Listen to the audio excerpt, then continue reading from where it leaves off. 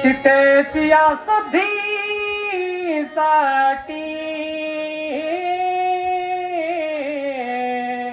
क्रोध जाळ पाहे सृष्टी भय उमधोने कंटी हो धाके पोटी सदाशिव. उपस्थित सर्व भगवत भक्तांच्या चरणारविंदी साष्टांग प्रणिपात करून कथेचा अनुवाद याप्रमाणे आहे. भगवान प्रभू रामचंद्र विराहामध्ये काय असतं, प्रेम म्हटलं की प्रेमाची जात कशी असते, वेडी असते. मग भगवान देखील असो, कुणी असो. आणि भक्ती म्हटलं की वियोग आला, वियोग म्हटलं की विरह आला, आणि विरह म्हटलं की विरहात दुःख आहे. पण एक सांगू का, भक्तिशास्त्रामध्ये प्रेमाची किंवा भक्तीची जी लक्षणं सांगितली, विरहात देखील भक्तीची वाढ होत जाते. कारण भक्तिशास्त्रामध्ये जे भक्तीचे लक्षणं सांगितले, विशेष करून नारद भक्ती सूत्रामध्ये महर्षी नारदांनी असं सांगितलं, प्रतिक्षण वर्धमानम. भक्ती ही क्षणाक्षणाला वाढत जाते. मग तो विरह असो अथवा वियोग असो, ती क्षणाक्षणाला काय होत असते, वाढत जाते. तसं प्रेम हे क्षणाक्षणाला वाढतं. प्रभू रामचंद्राच्या जीवनामध्ये विरह आहे सीतेचा, आणि जसा विरह वाढेल तसं तिच्या संबंधानं असलेलं जे प्रेम आहे ते वाढत चाललंय. आणि प्रेम वाढलं की मग नको ते विचार या ठिकाणी यायला लागले. भगवान म्हणतात की मी काय करेल, काळाला सुद्धा दंडित करेल. कोणासाठी? सीतेसाठी. बरं, काल काही सामान्य वस्तू आहे का? कालाला दंडित करणं एवढं सामान्य आहे का? कारण कालाच्या संबंधाने बोलत असताना असं सांगितलं, काल सामान्य नाही. कारण कालासारखा सर्वशक्तिमान या जगात दुसरं कोणीच नाही. कारण सगळ्यांची निर्मिती, उत्पत्ती ही कालाद्वार आहे. आणि कालच हा सगळ्यांचा काय करतो, विनाश करतो. कालच सृजती भूतानी कालच संहरती प्रजाहा असं म्हटलेलं आहे.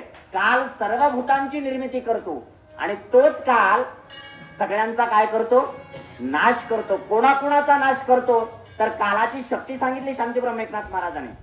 काळ सृजित्या ब्रह्म्यासी काळ गिळी. कोणाला गिळतो काळ? सृजित्या ब्रह्म्यासी काळ गिळी, पाळीत्या विष्णू ते काळ पिळी, प्रलय रुद्राची होळी, काळ महाबळे स्वये करी असं म्हटलेलं आहे.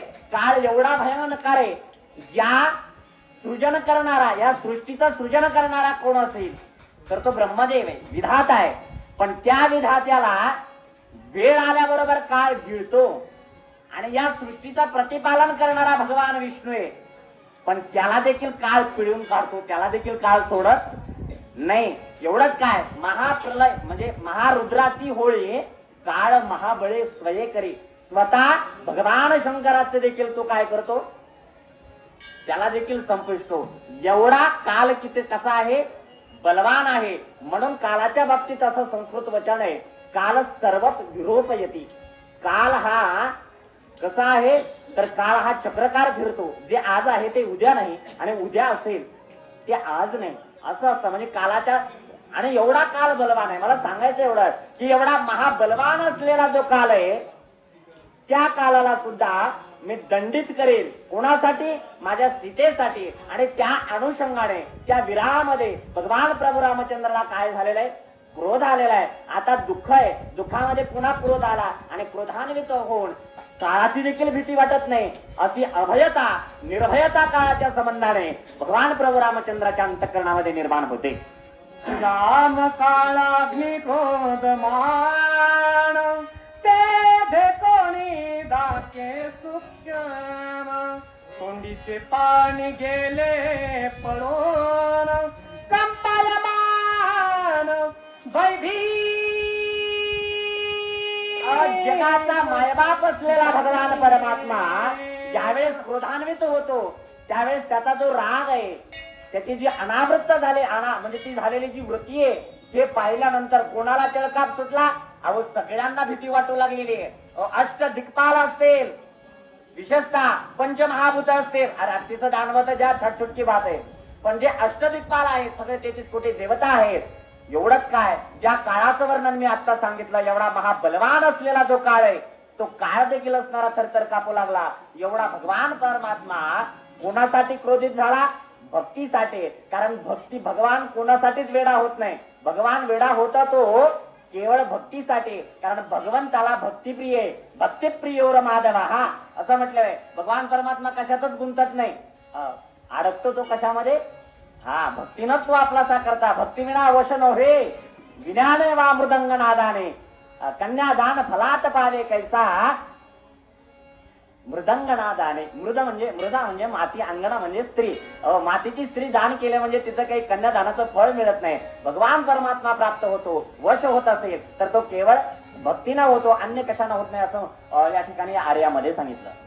मारी ताटे कासू बाहू तहे दुर्धर शोभन बहु विराट सीता ग्रह राहू क्रोधई डबू तैन होता. सगळेजण विचार करू लागले भगवान परमात्म्याच्या त्या रागाचा, की आम्ही भगवान परमात्म्याचा राग याच्या अगोदर देखील पाहिला. ज्यावेळेस विश्वामित्राच्या यागाचं रक्षण भगवान परमात्म्याने केलं, त्यावेळेस ताटिकाला मारला असेल, त्यावेळेस सुभाव असेल, मारीच असेल, या लोकांना शिक्षा देत असताना भगवान प्रभू रामचंद्राची जी क्रोधावस्था होती त्या अवस्थेपेक्षा कैक पटीने आज त्या ठिकाणी भगवान क्रोधान्वित झालेले. आता भगवान नेमकं काय करतात? अगदी सामान्य अशा प्रकारचा राग आला तर स्वभावासारखे राक्षस मारले गेले. आता एवढा भयंकर अशा प्रकारचा राग आलाय देवाला. आता देव नेमकं करते तरी काय असं देखील सर्वांना वाटतं. हिरोणी रास्ते वस्त्र भरणे पायी कै कै धाडिले वर तै हा शोभन होता दादा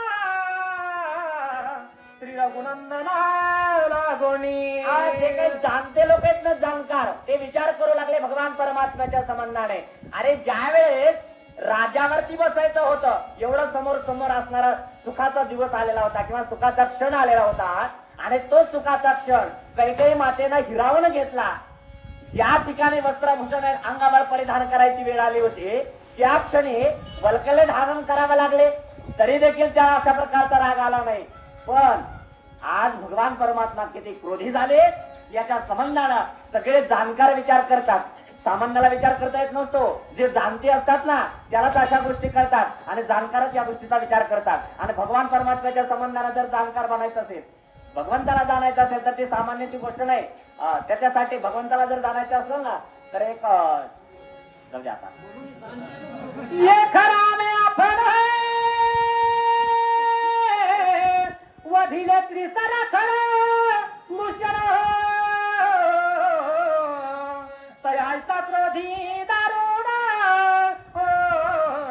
नाही आपण देखील. आम्ही अशा प्रकारचा राग भगवंताला पाहिला नाही. ज्यावेळेस कृष्णाला मारलं, खराला मारलं, दुसऱ्याला मारलं, ही सगळे 14,000 राक्षस लोक त्या ठिकाणी मारले गेले. पण भगवान प्रभू रामचंद्र एवढे क्रोधी आम्हाला दिसले नाहीत. एवढा क्रोध, अशा प्रकारची अवस्था प्रथमतः आम्ही या ठिकाणी पाहतो. आता भगवान नेमकं काय करतील याच्या संबंधाने ते विचार करतात.